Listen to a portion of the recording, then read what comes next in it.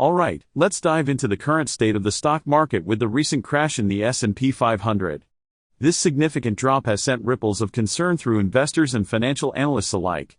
The S&P 500 holds a crucial position as a key indicator of how the overall stock market is performing. When it takes a hit like this, it's a clear sign that something significant is happening in the financial world. So, what exactly is causing this crash in the S&P 500 stocks? Well, there are several factors at play here.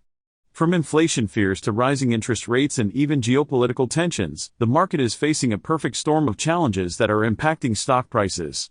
To better understand the gravity of the situation, let's take a trip down memory lane and explore past stock market crashes.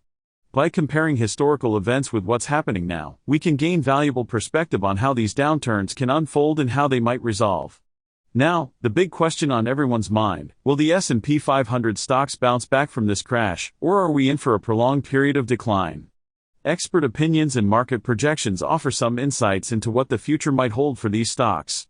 It's a critical moment that could shape the market for months to come.